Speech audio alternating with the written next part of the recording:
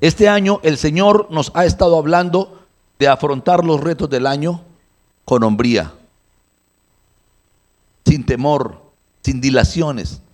Y la palabra que me dio Dios en el mes de noviembre fue tomando el toro por los cuernos. Yo coloqué el nombre a la charla de parejas de febrero así en el mes de noviembre. Y Dios me ha hablado profundamente. Me ha dicho: Carlos, debes tomar el toro por los cuernos. Enséñale a mi pueblo a enfrentar al destructor, lo que esté dañándoles. Enfréntelo. No tema, porque yo estoy con ustedes. Y este dicho popular viene de un hombre llamado Heracles, en la mitología griega. Supuestamente un semidios, un hombre hijo de los dioses. Y había un toro llamado el toro de Creta, que destruía lo que pasaba. Arrancaba árboles, tumbaba casas, destruía pueblos. Era un destructor. Y en castigo por un pecado que él cometió, según la mitología, mató a su esposa y mató a sus hijos, según la historia. Pero no es historia, es mitología. Entonces lo condenaron, entre otras cosas, a que enfrentara a ese toro y lo atara. Y él vino a un toro que era sobrenatural, humanamente era inmortal. Y él lo tomó de los cuernos y no lo soltó por ningún motivo, hasta que el toro cayó cansado. Y él se montó encima de él y lo dominó. ¿Cuánto tiempo duró el asunto? No sabemos. Pero es la palabra que nos ha dado, que tomemos este ejemplo para tomar decisiones, porque Dios está con nosotros. Dios está contigo para afrontar los retos del año. Dios está contigo para afrontar los desafíos.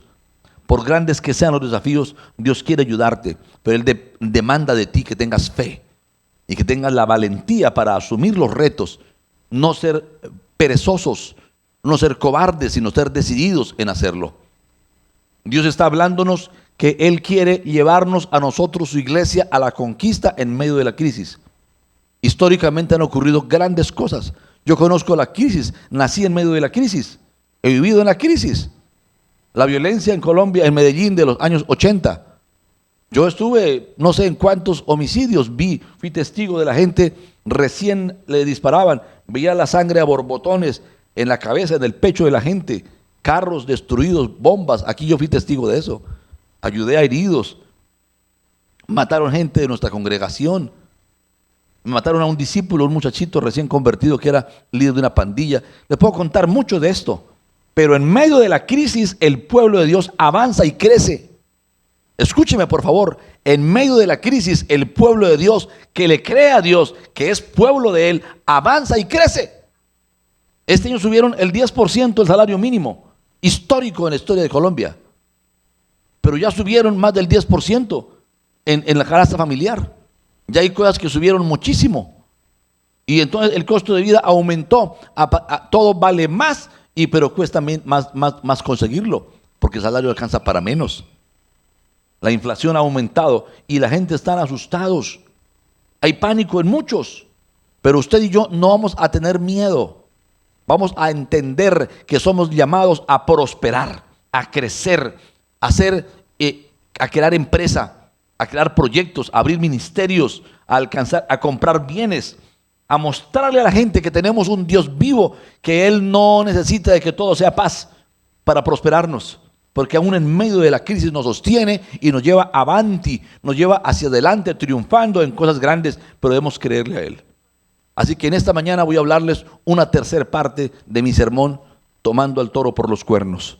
Y le invito para que lea las dos partes que están colgados ya en la página, porque son palabras muy importantes. El domingo pasado prediqué, el miércoles pasado prediqué algo distinto, o sea, en diferentes áreas, pero de la misma área, de levantarnos a actuar, a obrar, a tomar el toro por los cuernos, a ponerlo a lo que sea necesario, pero lo vamos a dominar y vamos a crecer.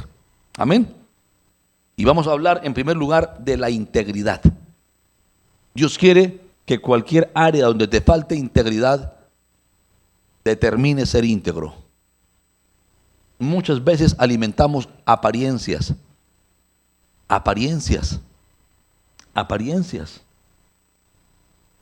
Yo recuerdo un hombre que me habló de un árbol muy grande y era un árbol que parecía indestructible.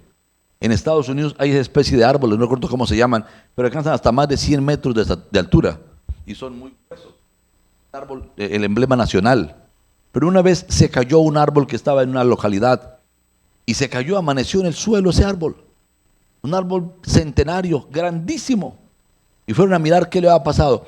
No se dieron cuenta cuándo, pero se metieron las termitas, se metió un animalito por dentro y comenzó a comerlo por dentro. Y lo que parecía un tallo gruesísimo, realmente era un cascarón, porque por dentro estaba hueco. Eso es falta de integridad, a eso me refiero.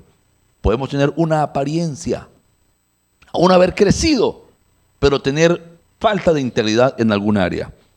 Y leemos Segunda de Reyes capítulo 18, por favor conmigo, del 1 al 8. Este es una lectura que caramba, uno se le quita el sombrero a este hombre.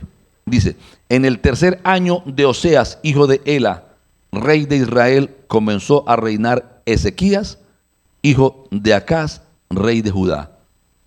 Tristemente el reino de Israel estaba dividido en dos en ese momento, los del norte y los del sur.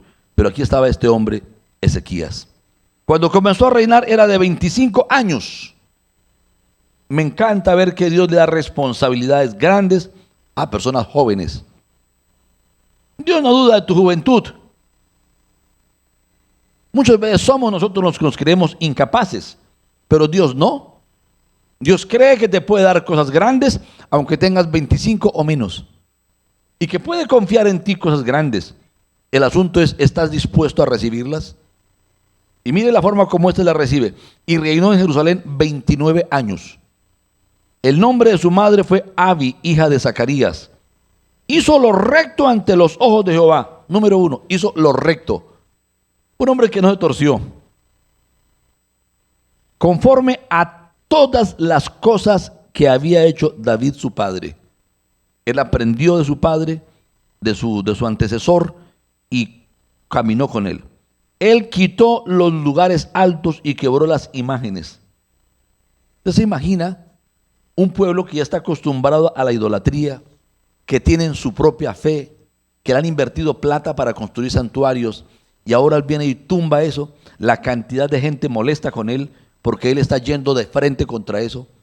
Está siendo osado, atrevido, no le importa lo que piensen de él. Él está usando su autoridad para ejercer autoridad.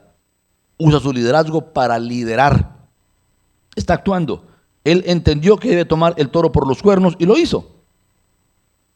Quebró las imágenes y cortó los símbolos de acera e hizo pedazos la serpiente de bronce que había hecho Moisés, porque hasta entonces le quemaban incienso los hijos de Israel, y la llamó Neustán. Me disgusta que aparezca con nombre propio, porque Neustán simplemente significa cosa de bronce. Cosa de bronce. Le quitó la dignidad, la valía. Lo llamó cosa simple, como coger un muñeco y el gran muñeco y decir, es una cosa de yeso, la puedo romper, es de yeso, una cosa de nada, no tiene valor.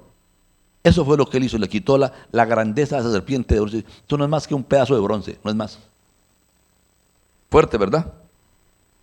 En Jehová Dios de Israel puso su esperanza.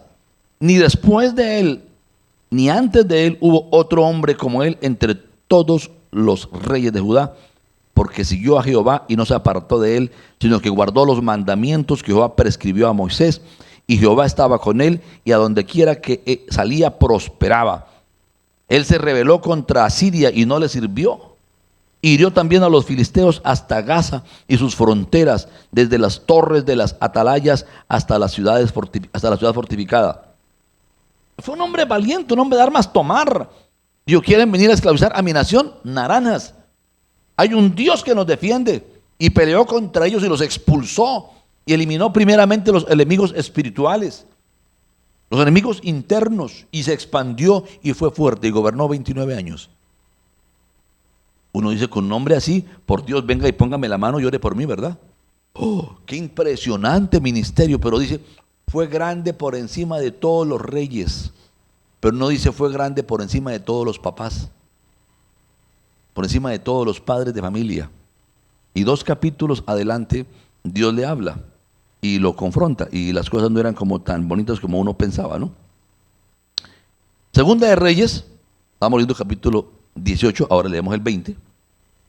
En el versículo 1 dice, en aquellos días Ezequías cayó enfermo de muerte, y vino a él el profeta Isaías, hijo de Amós, y le dijo, Jehová dice así, ordena tu casa porque morirás y no vivirás. ¿No que era perfecto?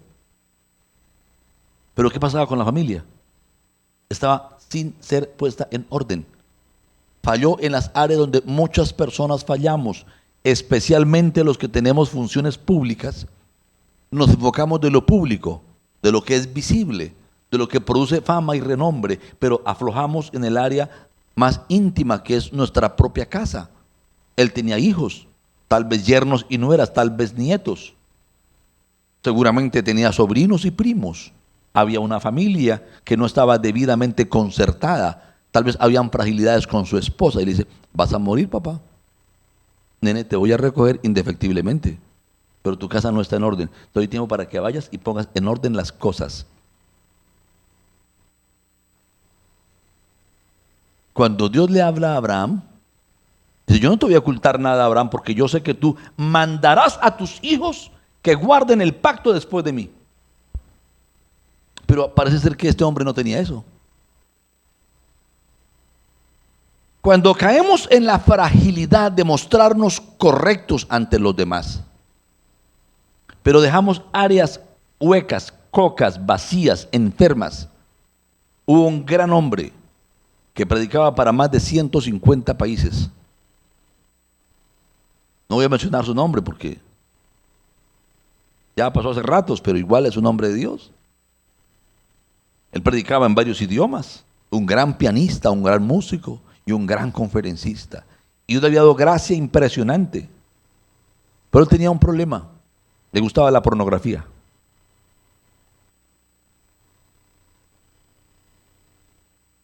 Y se le dedicaron algunos periodistas a seguirlo, hasta que lo encontraron y lo filmaron vez tras vez yendo a un striptease. Y le conocieron varios enredos con diferentes modelos de ese mundo. Y cuando sacaron a la luz, sacaron un documento que no podía negarlo. Y lo pusieron en disciplina. La organización con la que trabajaba lo sancionó. Y él no aceptó la corrección de sus autoridades, para su mal. Si hubiera aceptado la corrección, hubiera sido restaurado. Pero no lo aceptó. Se independizó y se eclipsó. Y su gran ministerio se redujo, yo creo, a menos del 5%. Y fue envejeciendo con los años y nunca más se habló de él. Ni siquiera cuando murió lo publicaron, porque ya no era famoso, ya no era importante. Se eclipsó.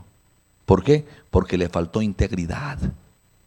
Yo quiero preguntarte: ¿cómo está tu vida delante de Dios? Muy fácil brillar ante los demás, pero ¿cómo estamos realmente en nuestra vida íntima? ¿Cómo está nuestro hogar? ¿Cómo está nuestro ser? Usted sabe a qué me refiero. Esa área donde usted no quiere que nadie le opine y que nadie se le meta, porque usted sabe que le falta integridad. Y Dios quiere que usted se levante y determine ser un hombre íntegro. Amén. Íntegro. Dios, que mira con lupa, le dijo: te falta tu casa. Fuiste celoso en lo público, en lo espiritual, convocaste a la nación, guardaste la palabra, fuiste un hombre piadoso, levantaste casa para mí, restauraste, pero hay un área floja. Te falta la familia, ponla en orden. Hay otro ejemplo y es Ananías y Zafira en Hechos capítulo 5, versículo 1 en adelante. Dice: pero cierto hombre llamado Ananías, con Zafira su mujer, vendió una heredad y sustrajo del precio, sabiéndolo también su mujer. Estaban de acuerdo con la esposa, pero para hacer lo malo. La Biblia habla del acuerdo entre hombre y mujer, entre esposos, pero no para hacer lo malo, sino para el bien. Y dice así: y trayendo solo una parte, la puso a los pies de los apóstoles y dijo: Pedro, Ananías, ¿por qué llenó Satanás tu corazón para que mintieses al Espíritu Santo y sustrajeses del precio de la heredad? Reteniéndola no se te quedaba a ti y vendida no estaba en tu poder. ¿Por qué pusiste esto en tu corazón? No has mentido a los hombres, sino a Dios. Al oír las palabras, cayó y expiró. Murió, estiró la pata, feneció. Fue fulminantemente quitado de la tierra de los vivientes por un juicio divino. Yo ni siquiera digo que haya sido condenado. No creo que haya sido condenado. Pero hubo una señal de disgusto de parte de Dios que ahora vamos a mirar. Y vino un gran temor sobre todos los que lo oyeron. Y levantándose los jóvenes lo envolvieron, sacándolo, lo sepultaron. Pasando un lapso como de 3 horas, sucedió que entró su mujer, no sabiendo lo que había acontecido. Entonces Pedro le dijo: dime, ¿vendiste en tanto la heredad? Ella dijo: sí, en tanto. Y Pedro le dijo: ¿por qué conviniste en tentar al Espíritu del Señor? He aquí a la puerta los pies de los que han sepultado a tu marido, y te sacarán a ti. Al instante ella cayó a los pies de él y expiró. Y cuando entraron los jóvenes la hallaron muerta, y la sacaron y la sepultaron junto a su marido. Y vino gran temor sobre toda la iglesia y sobre todos los que oyeron estas cosas. Dios quiere que todos los que escuchemos estas cosas tengamos temor. Aquí la sentencia no es por no haberlo dado todo. Aquí la sentencia tiene muchos elementos. Vamos a mirarlos brevemente. Ellos eran creyentes. Lo más seguro es que hasta llenos del Espíritu Santo eran, bautizados, habían padecido la persecución, estaban sufriéndola y habían entrado en esa actividad de entregar sus bienes y compartirlos con los necesitados. Estaban caminando bien, pero en su corazón había una carcoma. Número 1, había incredulidad. No creían que dándolo todo fuera bueno, porque ¿y después qué hacemos? Además, no era un mandamiento de Dios que lo dieran todo, pero ellos querían estar al nivel, tener la fama, el prestigio, recibir el honor de todos los que lo daban todo y ser felicitados por ser tan entregados, tan dadivosos. Pero querían tener una fama fundamentada en una mentira. Y se pusieron de acuerdo para lo malo. Había asociación para delinquir, un delito contra Dios. ¿Sí me hago entender? Realmente no había mucho amor por los menesterosos. Y es que no era obligación. El apóstol Pedro le dice: pues si tú la tenías, es tuya, nadie te pide venderla. No tienes que venderla. Y después vendido, el dinero era tuyo, no tenías que dar. Pero ¿por qué quieres mentir al Espíritu Santo? ¿Por qué quieres un honor dentro del pueblo que no te corresponde? ¿Qué pretendes? Y fue fulminado. ¿Por qué? Porque Dios ama la integridad. Y Dios quiere que trabajemos contra la hipocresía, que seamos honestos. El principio bíblico no es venda la casa y entréguelo todo. Eso lo diría un manipulador, pero no se trata de eso. No, trata de ser íntegros. Hay gente que cada semana o cada quincena o cada mes está el sobre del diezmo. Pero digamos que se ganaron 300 pesos. El diezmo serían 30 pesos, ¿verdad? Pero reportan 10, o 8, o 5. Este es mi diezmo, mis 5 pesos de la semana o de la quincena. Y están aparentando que son fieles, pero no diezman realmente de lo que reciben. Yo no le obligo a nadie a que diezme. Yo no ando reclamando a nadie que diezme. ¿A quién de ustedes lo he molestado para que diezme? Si usted aprende a diezmar, lo hace de su corazón y sabe que se ganó 100 pesos, dio 10. Porque lo hace delante de Dios y para Dios. Pero esa falta de integridad, esa falta de rectitud es la que Dios quiere quitar de nuestra vida. Que Dios nos enseñe a ser sabios y justos. Amén. Muy bien. El segundo aspecto que quiero compartir hoy es lo que dije ahora. Dios quiere convertirnos en personas de conquista, personas de avanzada, personas prósperas. Dios quiere llevarnos de victoria en victoria, de triunfo en triunfo. Pero Dios necesita de nosotros ciertas actitudes. Él quiere que tomemos el toro por los cuernos y desarrollemos esas actitudes, esas habilidades que necesitamos. Y vamos a ir, por favor, a Josué capítulo 1 al versículo 10. Josué 1 del 1 al 10. No solamente los solteros deben conquistar al objeto de su amor. Y no es lo único por conquistar. Hay que conquistar un título profesional. Hay que conquistar la apertura de un empresarismo. ¿Aló? ¿Aló? Hay que conquistar el sustento para nuestro hogar. Los hombres de Dios y las mujeres de Dios, nadie nos dijo que podemos dedicarnos exclusivamente al ministerio y no trabajar, excepto los que trabajan exclusivamente en el ministerio. Pero debemos hacerlo, trabajar, debemos conquistar, crecer, avanzar, es un principio escritural. Muy bien, vamos a leer. Aconteció después de la muerte de Moisés, siervo de Jehová, que Jehová habló a Josué, hijo de Nun, servidor de Moisés, diciendo: Moisés fue un gran líder, un hombre que sacó a Israel de Egipto y lo caminó por el desierto por 40 años. Un hombre que avergonzó a las divinidades de Egipto por las señales de Dios, pero se murió. Y este que estaba a la sombra por 40 años del gran líder, ahora está solito. Y una cosa es trabajar uno al amparo de una cobertura y otra cosa es hacerlo solo. Muy diferente. Yo sé esto bastante bien, tengo la experiencia para contarlo. Ahora pues, levántate y pasa este Jordán, tú y todo este pueblo, a la tierra que yo les doy a los hijos de Israel. Yo os he entregado, como lo había dicho a Moisés, todo lugar que pisare la planta de vuestro pie, desde el desierto y el Líbano hasta el gran río Éufrates. Toda la tierra de los Eteos hasta el gran mar donde se pone el sol será vuestro territorio, y nadie te podrá hacer frente en todos los días de tu vida. Como estuve con Moisés, estaré contigo, no te dejaré ni te desampararé. Esfuérzate y sé muy valiente, esfuérzate y sé valiente, porque tú repartirás a este pueblo por heredad la tierra de la cual juré a sus padres que la daría a ellos. Solamente esfuérzate y sé muy valiente para cuidar de hacer conforme a toda la ley que mi siervo Moisés te mandó. No te apartes de ella ni a diestra ni a siniestra, para que seas prosperado en todas las cosas que emprendes. Nunca se apartará de tu boca este libro de la ley, sino que de día y de noche meditarás en él, para que guardes y hagas conforme a todo lo que en él está escrito, porque entonces harás prosperar tu camino y todo te saldrá bien. Mira que te mando que te esfuerces y seas valiente. No temas ni desmayes, porque Jehová tu Dios estará contigo a donde quiera que vayas. Es bastante impresionante, ¿verdad? Todo lo que Dios les ofrece, la tierra que yo les doy a los hijos de Israel, yo se la doy, se la estoy entregando. Y habla de los límites.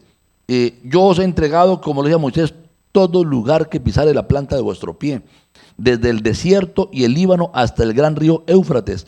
Toda la tierra de los Eteos hasta el gran mar donde se pone el sol será vuestro territorio, y nadie te podrá hacer frente en todos los días de tu vida. Es una promesa muy grande, pero la limonada no baja preparada del cielo.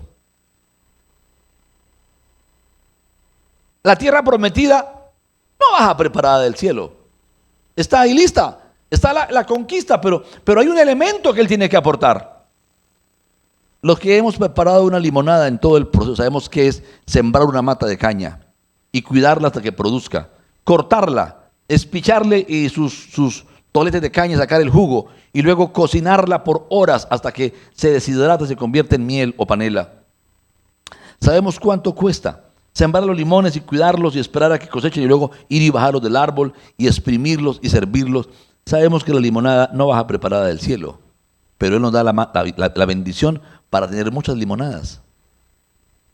¿Aló? Diga conmigo, hay una tierra prometida para mí, pero yo debo aprender cuál es mi aporte para conquistarlo. Hay una vida promisoria para mí, pero yo debo aportar algunas cosas que hoy Dios me va a recordar. Hoy quiero recordarte algunas cosas que debes aportar para que esa tierra promisoria, esa heredad que Dios te ofrece, aunque esté plagada de gigantes, tú la puedas conquistar. No importa las amenazas que haya. Cantábamos hace unos años una canción. Dios no nos trajo hasta aquí para volver atrás. Nos trajo a poseer la tierra que Él nos dio. Y aunque el gigante se encuentra allí, yo no temeré. ¿Lo recuerdan? Lo cantábamos. Dios no nos trajo hasta aquí para volver atrás. Escuchémosla. En todos los sentidos. Dios no nos trajo aquí para volver. Dios no nos trajo a la tierra para fracasar. No nos trajo para desvirtuar a Dios, ni para volver atrás. Nos trajo para que conquistemos y construyamos una vida exitosa y próspera. Muy bien, lo primero que nos corresponde hacer es levantarse. Levántate y pasa el río. Fue la primera orden. Levántate. ¿Qué es levantarnos, queridos? En la Biblia es un sentido muy amplio. Hoy solamente voy a mirar algunas cosas. En primer lugar, levantarse es parar de dormir. Y dormir no es necesariamente malo. Dormir es un proceso para reposar después de una jornada de fatigosa, y recuperar vitalidad, recuperar fuerzas y estar nuevamente dispuestos. Debemos levantarnos. Esta mañana me levanté a las 5 de la mañana y la verdad no tenía muchas ganas de levantarme, pero debo levantarme. Levántate. Levantarse habla también de erguirse. Erguirse. Erguirse. Ponerse de frente. Ponerse en medio del conflicto. Alguna vez, tal vez mi esposa que me está escuchando recuerda, aquí afuera había un personaje hablándole de una forma descomedida. Y yo me metí y me paré por medio y le dije, voy a pedirle que regule su vocabulario, porque usted está hablando a mi esposa. Así que la persona a quien le estaba hablando respecto es mi esposa, y si la ofende a ella, me ofende a mí. No tuve que insultarlo, no tuve que decirle nada más, solamente tuve que erguirme, caracterizarme como esposo. Hay momentos en que tenemos que hacerlo. Anoche yo me estaba temblando literalmente, las mandíbulas me brincaban. Todo mi ser estaba afectado por esa enfermedad, ese ataque del diablo. Y tuve que erguirme y decirle al diablo, no acepto esto, porque yo soy sano por la sangre de Cristo. Jesús me sanó y no voy a aceptar una enfermedad, y menos en vísperas de predicar una palabra como la que tengo para predicar a la iglesia. Tengo una responsabilidad, tengo un pueblo para edificar, así que yo no voy a aceptar enfermedad. Hay que erguirnos, eso es levantarse. Es ponerse en acción, es testificar. La palabra habla, Dios hablando, ¿quién se levantará por mí? ¿Quién se levantará por mí? ¿Quién va a testificar de mí? ¿Quién va a actuar en una comunidad, en una sociedad perversa y pecaminosa? ¿Quién va a estar de parte de Dios? Otro pasaje dice, no hay quien se levante y se apoye en mí. Habla de levantarnos para apoyarnos, habla de colocar nuestra esperanza, habla de afirmarnos en Él, habla de apuntalarnos en Dios. Eso es levantarse. Y dice, habla también de defender, de darnos manos a la obra de actuar. Podría darles más de una docena de significados bíblicos de lo que significa la palabra levantarse, las connotaciones. Dice, levántate. Yo no sé si has venido descansando porque requieres descansar. Yo te digo, levántate, suspende tu descanso y levántate.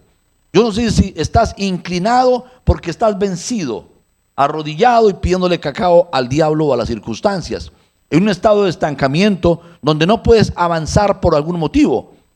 Pero Dios te dice, levántate. Alzaré mis ojos a los montes, ¿de dónde vendrá mi socorro? Mi socorro viene de Jehová, que hizo los cielos y la tierra. Levántate, habla de sacúdete y ponte manos a la obra, toma la actitud de actuar. Es lo primero. En segundo lugar, dice, pasa este río. El río Jordán es un río no muy grande, pero dicen los expertos que en esa temporada del año, por causa del invierno, el río se extiende hasta más de 1 kilómetro de ancho. Sus aguas son torrentes muy amenazantes. Así que nadie quiere pasar ese río. Parece un río impetuoso, de color amarillento, que se le ve turbulento, no se ve el fondo, y el que se mete allí se puede morir. Así que ninguno querría pasar. Te pasa este río. Dios quiere que tú pienses cuáles son los retos que tú tienes que ves que son imposibles. ¿Cuáles son los desafíos que ves que son tal vez tu propia carnalidad? Un área donde te gusta el pecado. Un área que sientes que has enfrentado y que no has podido vencer. No lo sé. O tal vez el deseo de comprar un bien, comprar una casa, adquirir una profesión o una posesión. No sé cuál es el reto que tienes, que lo ves como algo imposible. Pero Dios está diciéndonos, atrévete, pasa este río. Históricamente, cuando Josué escuchó esto, se santificó, se perfeccionó, fue y circuncidó a la gente, y dijo, vamos a ver milagros del Señor, y colocó el arca en nombre de los sacerdotes, y cuando los sacerdotes comenzaron a caminar por dentro del río, el agua se detuvo, y se formó una gran montaña en el norte. de todas las aguas que iban viniendo y una represa, y ellos podían ver donde el agua terminaba. Yo me imagino las burbujas, hasta los pescados ahí, los troncos, las cosas que llegaban hasta ahí, pero la mano de Dios no permitía que el río continuara y hacia abajo se secó y todos pasaron en seco. Dios te dice, arranca en tu actividad y vas a ver el favor de Dios y vas a ver cómo Dios obra cuando tu fe actúe, cuando tu ser se levante y te atrevas a dar el primer paso para avanzar en ese río. Una palabra de Dios para que tomes el toro por los cuernos. En tercer lugar,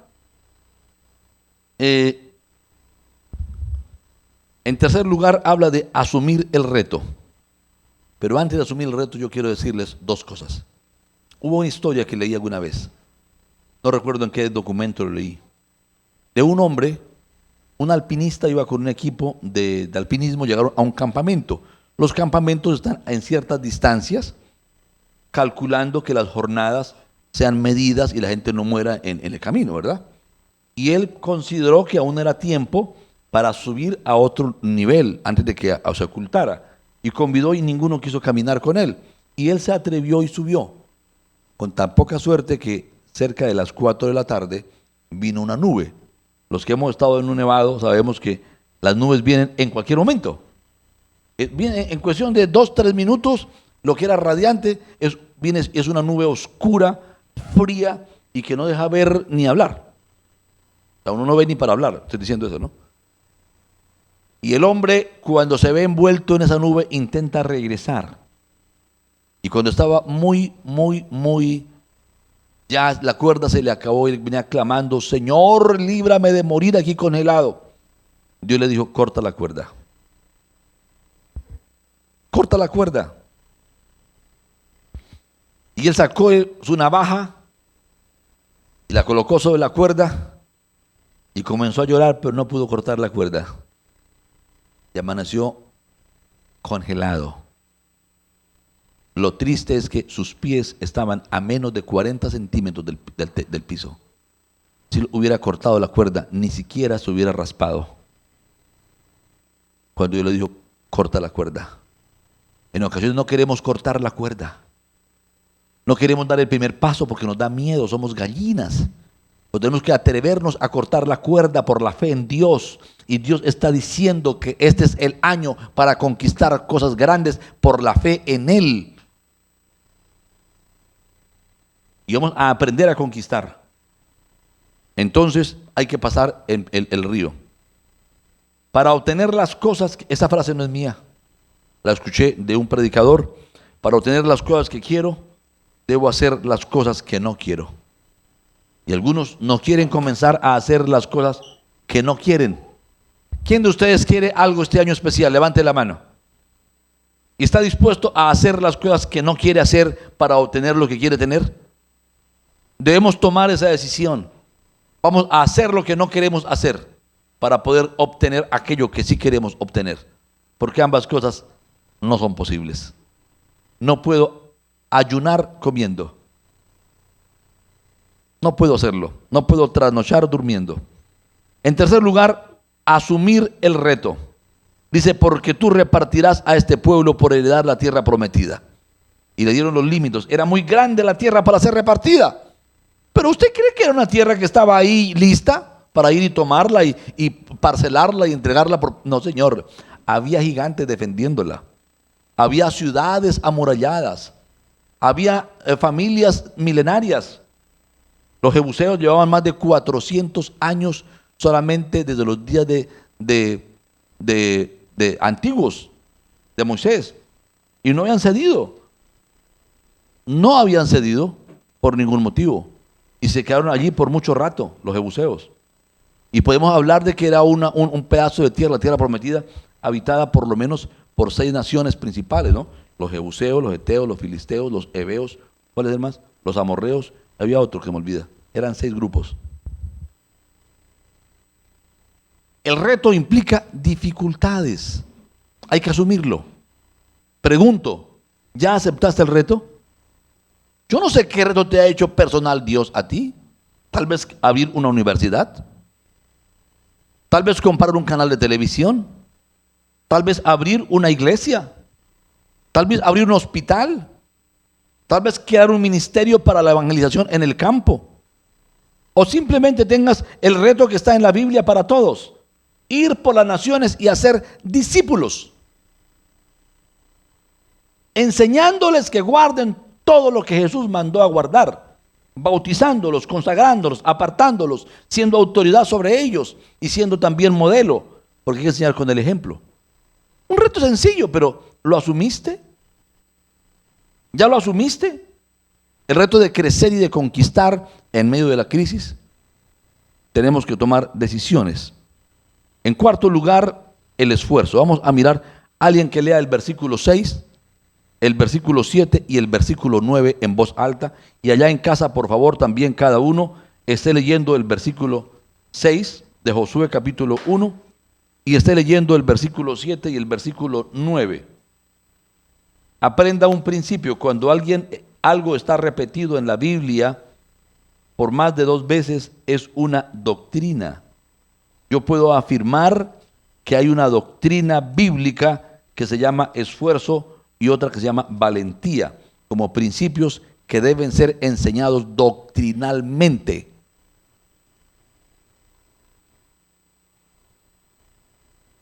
No son opcionales. Es como la doctrina del perdón, del arrepentimiento, de la fe en Jesucristo. Versículo 6. ¿Qué dice? ¿Quién lo va a leer? Muy bien. ¿Qué dice? Esfuérzate.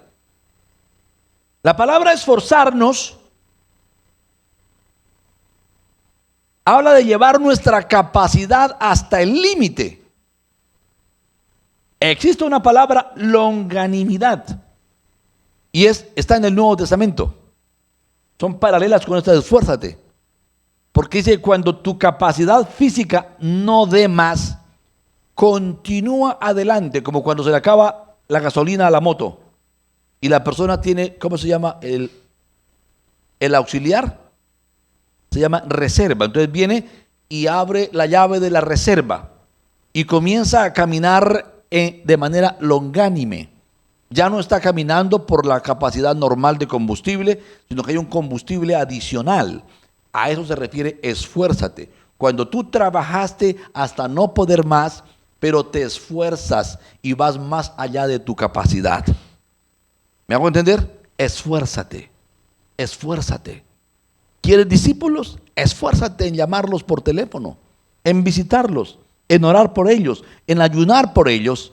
¿Deseas que Dios te unja para ungir apóstoles y para alcanzar profetas y evangelistas y pastores y maestros, y que el reino de las tinieblas huya a través tuyo y que puedas ver a tu familia, a tu vecindario transformado? Esfuérzate. No es levantarme, no es que aún estoy muy cansado, no puedo levantar, no. Son las 5 de la mañana o 4:30, es hora de orar. Puedo estar muriéndome del cansancio, la cabeza me duele, los ojos me arden, me voy a levantar y voy a orar. Perdóneme si suena presumido, pero yo he tenido días donde estoy tan cansado y me levanto y sé que si no me voy a bañar con agua fría no me despierto. Y hay días en que me he quedado dormido bajo la lluvia, bajo la ducha, porque estoy demasiado cansado. Pero yo sé que necesito levantarme a orar, que debo esforzarme. Esfuérzate. Da lo mejor de ti. Que tienes sueño, lávate la cabeza. Báñate con agua fría. Qué sé yo, lo que tengas que hacer, pero estudia la palabra. Ora, intercede, métete con Dios. No te dejes ganar de la aflicción de tu cuerpo. Debes esforzarte. 3 veces se lo dice: esfuérzate, esfuérzate, esfuérzate. ¿Qué dice en el versículo 7?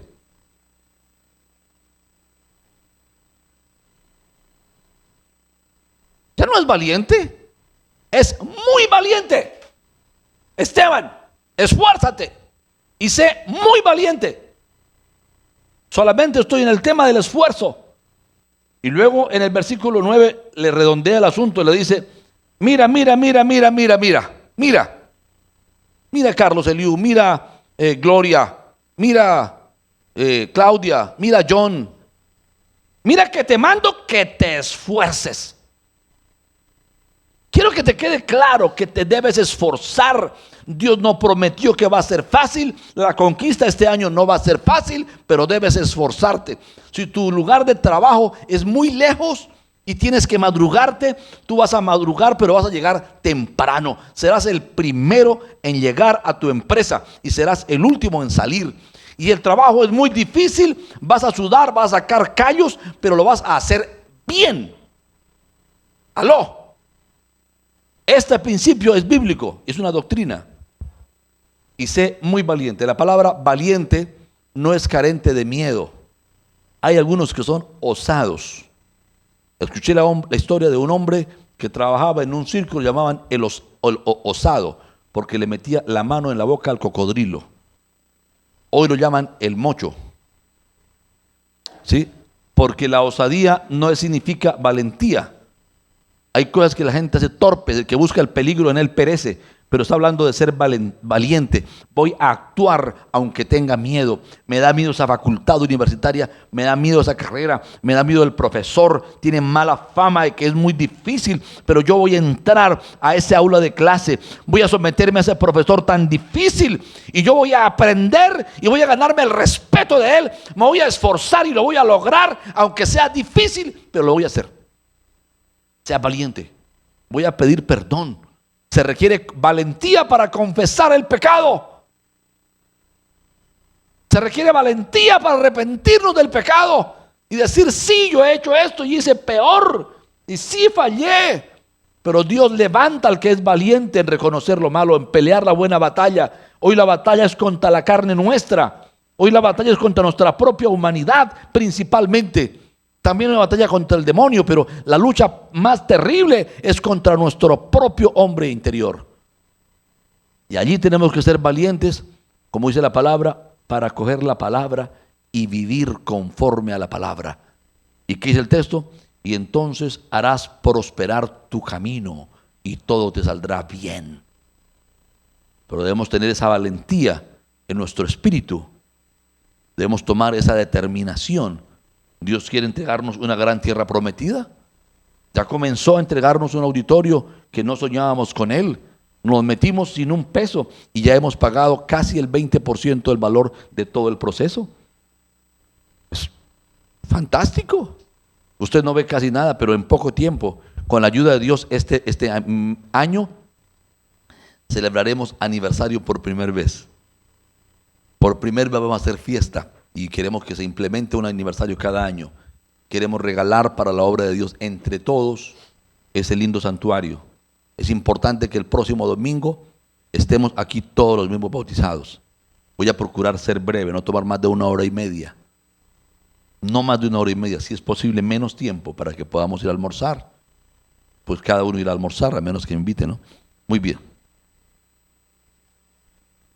El Señor nos enseña en Proverbios capítulo 29, versículo 20. Todo lo que he dicho, lo que Dios le pide a este hombre, a Josué, se llama excelencia. Si los resumiéramos en una sola palabra. Dice en capítulo 29, versículo 20. ¿Has visto hombre solícito en su trabajo? Delante de los reyes estará. No estará delante de los de baja condición. Si tú te propones hacer las cosas bien, no te van a pagar de cualquier manera, porque la gente anda buscando excelencia. En las universidades hay personas de parte de las empresas que están buscando cuáles son los nuevos profesionales que son excelentes. Los que se les ve el entusiasmo, las ganas, el empuje, la búsqueda, los que no se conforman con un 3,5, los que van por el 5 siempre, los que van más allá del 5, los que están creciendo y siendo, a esos las empresas los buscan. Porque hasta el mundo busca la excelencia. Porque saben que la excelencia es un principio del cielo para la humanidad ser prosperada. ¿Sí? Esto es muy importante. Así que si tú eres mecánico, proponte estudiar tu carrera, perfeccionarte como mecánico. comprar las máquinas excelentes, tener tu lugar aseado y perfecto. Yo he conocido algunos talleres que más parecen una cocina que un taller. Una cocina o un laboratorio de química que son limpiecísimos, que no se ve una mancha de grasa por ningún lugar. Así he visto talleres. Los mecánicos vestidos de blanco. De blanco. Alguna manchita del día, pero al siguiente día vienen con otra ropa limpia. Todo impecablemente limpio. La maquinaria, todo perfecto. Así mismo cobran. ¿Y sabe quién lleva los carros a esos talleres? No lo lleva cualquiera. Lo lleva la gente que le gusta un trabajo correcto. Le dicen, el trabajo se lo entrego el día jueves a las 5 de la tarde. Y cuando llegan a las 5 de la tarde, está el empleado dándole los últimos toques de brillo. Y dice, aquí está listo su carro, perfumado, lavado, con todo listo. Aquí están los repuestos que le quitamos. Aquí están las facturas de los nuevos. Esta es la factura para que me pague. Excelencia, excelencia, excelencia. El mejor trabajo porque se capacita para hacerlo. ¿Ha visto hombre, vuelvo y lo leo, solícito en su trabajo? Solícito, que estudia, que investiga, que procura hacerlo bien, que se esfuerza, que está actualizándose, está creciéndose, paga un taller, paga otro taller, se renueva. Esa persona dice, delante de los reyes estará. Y si sabe que es excelente, va a aprender a dignificar su trabajo, su mano de obra, la va a cobrar mejor, porque no se conforma, está siempre avanzando. La iglesia de Jesús, Dios quiere levantarla como punta de lanza, pero eso no es una cuestión mística.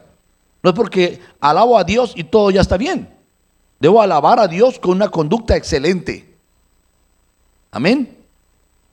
En todo, que Dios nos ayude. Dice también en Proverbios 10, versículo 4, la mano negligente empobrece. La mano negligente empobrece. Mire, yo he ido a restaurantes y veo la basura. Yo quiero conocer cómo son los funcionarios, los empleados del restaurante, voy a la basura. Y miro qué tan grueso es la cáscara de la papa. Algunos dejan media papa en la cáscara, porque nunca han practicado pelar la papa bien. Un tomate de árbol le sacan apenas un poquitito y está el 40% en la corteza. La cebolla botan media al partirla, los tomates también. Y la mayoría está allí, ahí están las ganancias del restaurante. Ese restaurante nunca va a prosperar. ¿Por qué? Porque no tienen excelencia los empleados. Pero donde hay excelencia se aprovechan los recursos. Se cierra el agua mientras se enjabona la ropa, la loza, ¿verdad? Primero se eliminan los residuos, se busca hacer las cosas bien, no se esportilla la vajilla, se cuida. ¿Por qué? Porque tengo excelencia, me preocupo por hacer que mi empleador le rindan las cosas. Prospere, prospere. Hay gente que me deja sorprendido, viene a hacer un trabajo de pintura en la casa y lo entregan la casa más limpia como la recibieron. Pero algunos manchan los cuadros, manchan las rejas, manchan, ¿cómo se llama? Los del piso, los bajitos de abajo. Los zócalos, dejan reguero de pintura, dejan que la brocha se les seca, el rodillo se les seca con la pintura. ¿Por qué? Porque son mediocres, porque no tienen excelencia para cuidar los recursos, no valoran las pequeñas economías, las pequeñas cosas. Dios quiere que te vistas de excelencia. ¿Me hago entender? Yo imagino a José cuando estaba preso en ese hueco. Yo creo que José aún en el hueco lo organizó y lo limpió para estar un poquito más cómodo. Y cuando llegaron y lo fueron a vender a Potifar, que era como esclavo, yo creo que el tipo sacó pecho. Y le dijo, ¿sabe qué, señor comandante del ejército de Egipto? Si va a tener un esclavo de excelencia soy yo. Yo hablo hebreo, hablo arameo. ¿Qué quiere que le haga? Sé atender animales, sé atender cosas, porque el hombre es un hombre docto, esforzado. Su padre lo enseñó a ser excelente.